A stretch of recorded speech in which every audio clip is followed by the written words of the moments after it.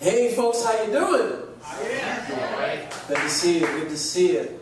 Welcome to the Creative Alliance. Welcome to the Songster series. I'm your host, Brooks Long. This is my guest tonight, Susan Alcorn.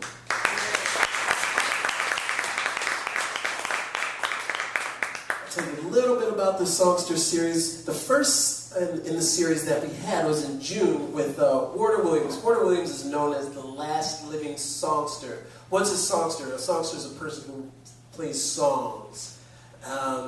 And that's really pretty much all it is. There's kind of an attempt to create a tradition out of that. There is a tradition. It's about 50,000 years old of people playing songs.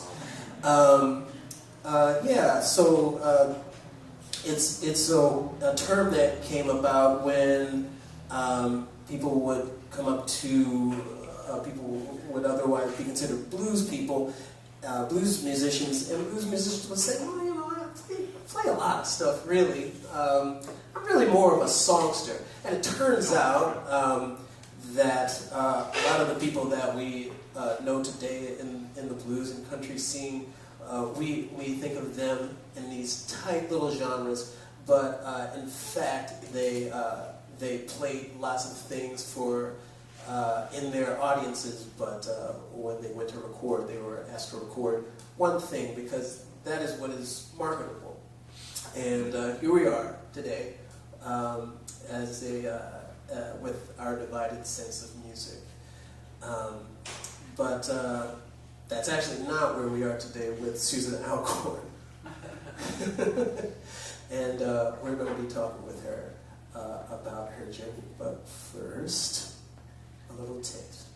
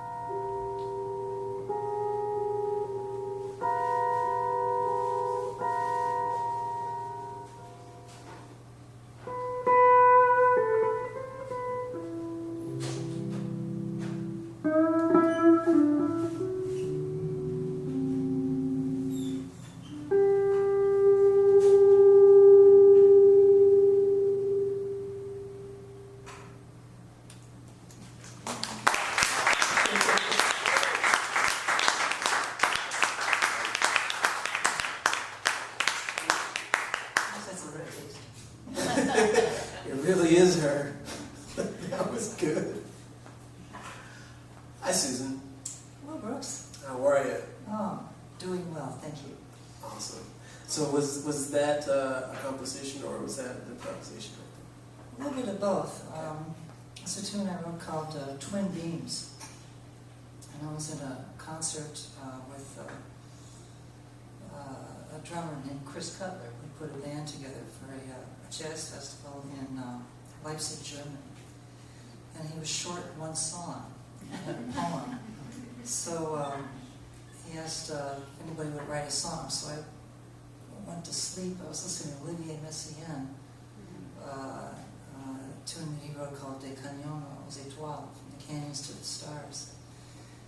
And I woke up, and this thing came out of my head. So I went to the rehearsal room, which was in former East Germany. So you had to ask somebody to get a key. Key's sitting right there, but the person who gives the keys doesn't come to work until 7 o'clock. So that's where that song came from. I'd love to talk about the pedal steel. It's kind of a mystery instrument still, isn't it? To me it is, yes. Yeah. Yeah, most of them are. But I wonder if you could tell me a little bit about the way it works, and then maybe we can talk a little bit about the history of it. Yeah, let's see, let me, I'll bring out my other guitar for that. Sure. I brought 2 guitars with me tonight. One is for this kind of music, and the other is for pretty much everything else. So it'll take me just a second to change out instruments. The other one's a little bit easier for me to explain kind of where the instrument came from. So the name of this instrument is a pedal steel guitar, which is a way of saying it's a steel guitar with pedals. And so originally, nobody's really sure where the instrument, do you want me to go into the history of it? Yeah. Sure, good. So nobody's really sure where it came from. Some people think that, eventually somebody got the idea to make a slide and, do the strings with a slide. Like, I guess I should plug this in first.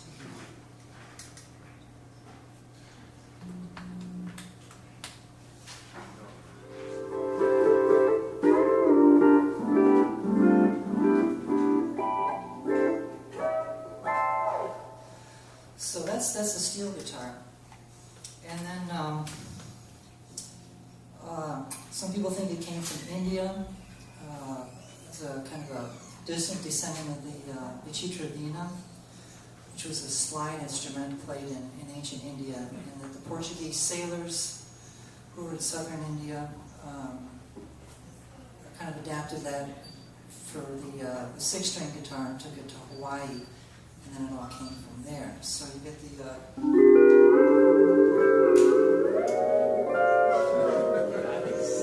kind of Hawaiian thing. And then Alvino Ray, the big band steel guitar player, he put harp pedals on steel. And I never heard him play that. I don't think he did that very long. And then country music, steel guitar was very, very popular. But it used to be like...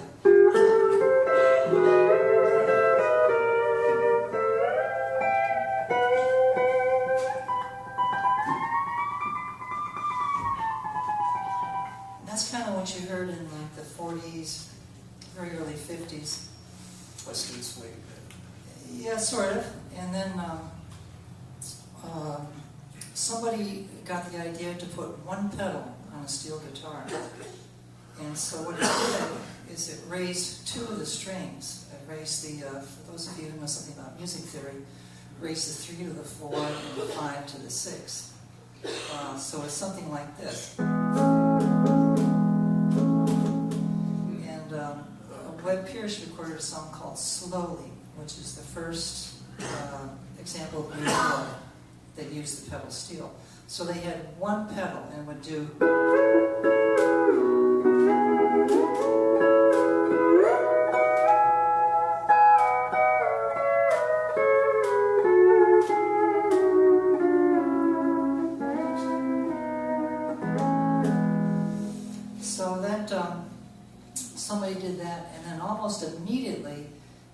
steel guitar player in country music had to have one because everybody loved that, you know. It was like the new sound, you know.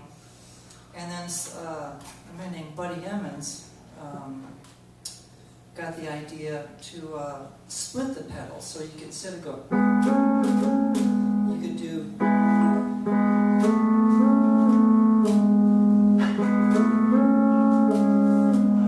So you get that.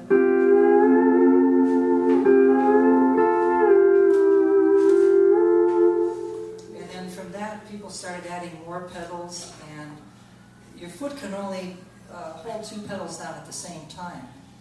Although some people will use both feet, which I don't use. So they added knee levers. So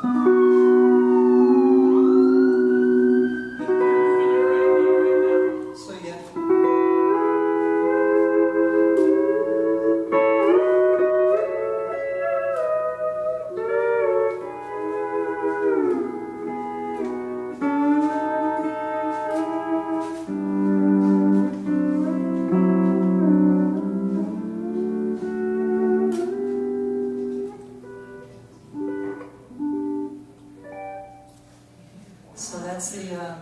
That's the origin of the pedal steel guitar. It's a lot to think about, huh? Well, yeah, but the funny thing is, the ironic thing is that pedals actually make it easier. Because before you had pedals, steel guitar players would have to get a. They would.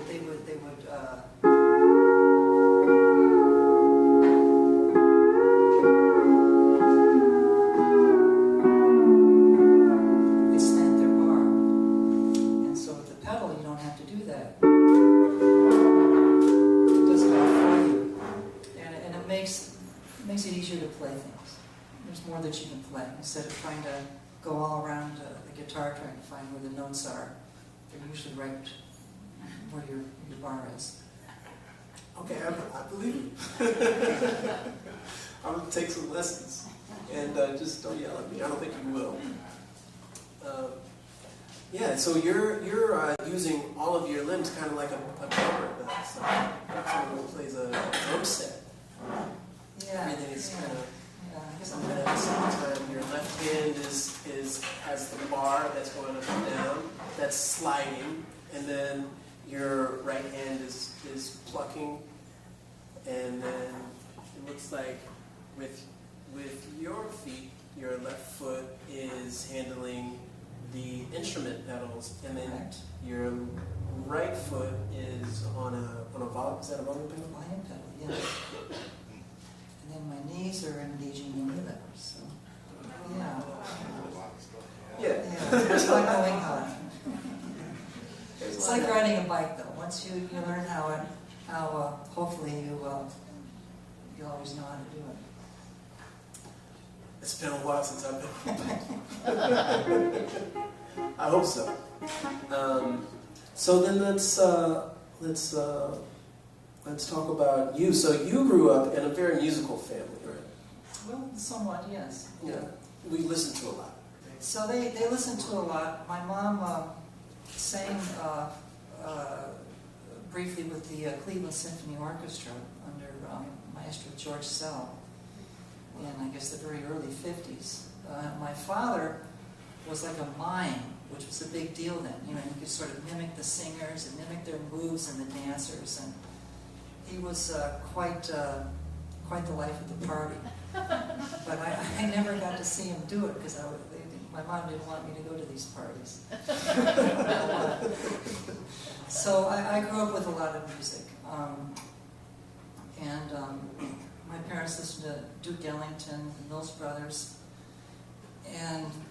But me at the time, you know, growing up during that era, I thought that was the corniest stuff ever, you know. And when the Beatles came out, that was just, you know, there was just something that just sort of hit me. And the girl groups, and doo-wop, and Chula Clark, and Dusty Springfield, and just, you know, that whole 60s thing. And it wasn't until later that and my mom also listened to a lot of classical music. So it wasn't until I got a little bit older, it was like, oh yeah, this stuff is actually really, really cool. Yeah. So, yeah, it's been quite a journey. Yeah, well, it sounds to me like if they were listening to big band, if they were listening to classical, and they were listening to Thelonious Monk, your ears were a little bit more open than maybe the average kid. Perhaps. Yeah.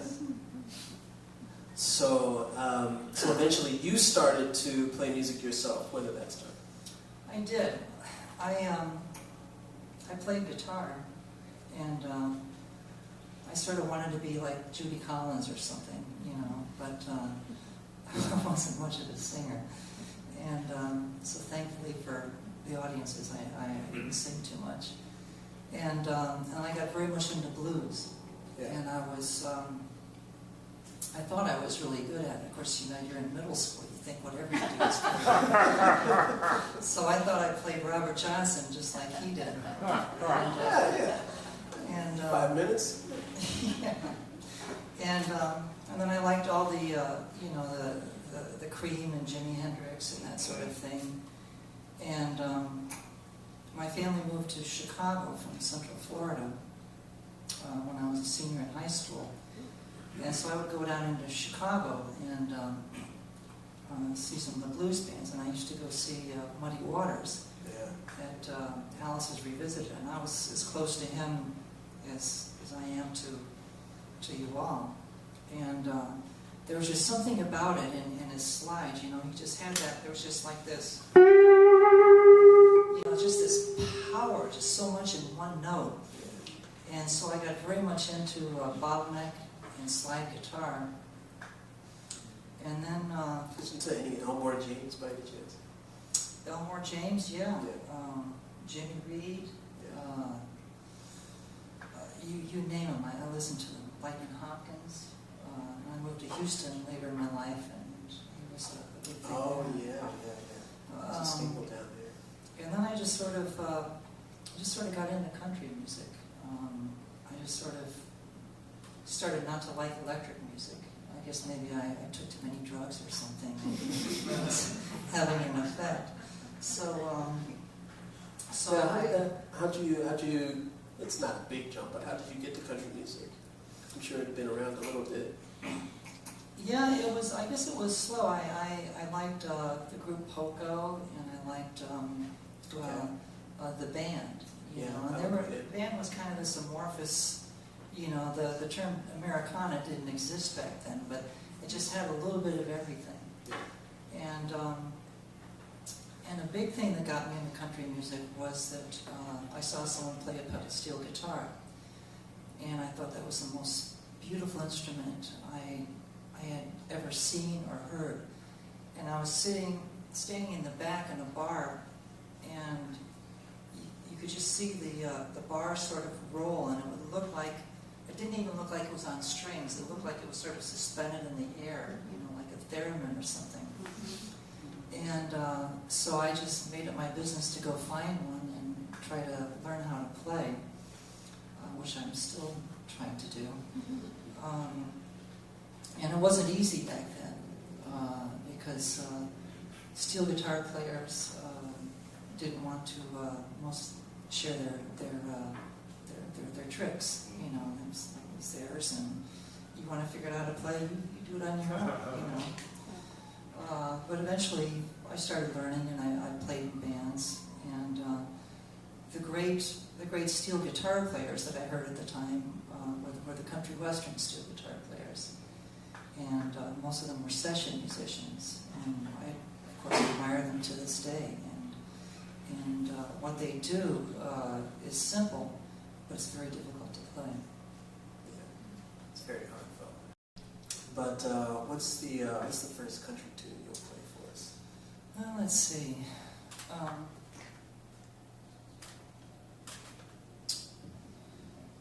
There's a tune called "We Could," and it was recorded by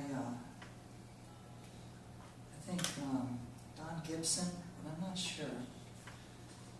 So it's a very kind of very kind of almost corny, sweet lyrics. You know, if ever somebody could fall in love, you and I, we could. But it's played so sadly, and I think that's in some ways sort of the paradox of country music.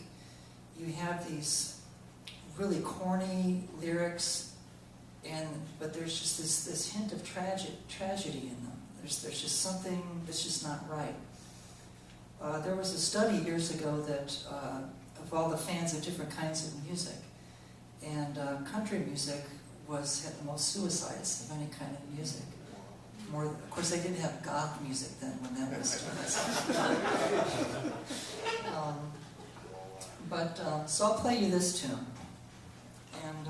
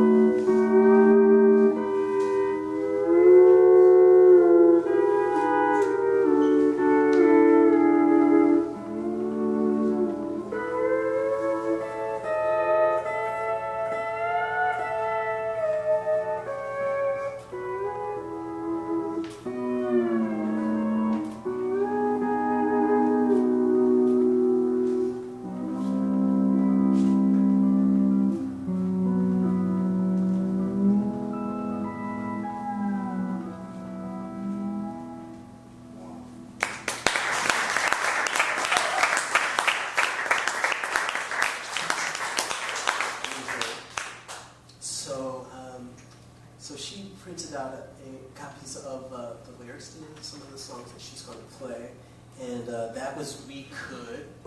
I'll just read them real quickly. If anyone could find the joy that true love brings a girl and boy, we could. We could, you and I. If anyone could ever say that true love was here to stay, we could. We could. You and I. When you're in my arms, I know you're happy. I know you're happy to be there. And just as long as I'm with you, I'm happy anywhere. If anyone could pray each night to thank the Lord, that's all right. We could, you and I. When you're in my arms, I know.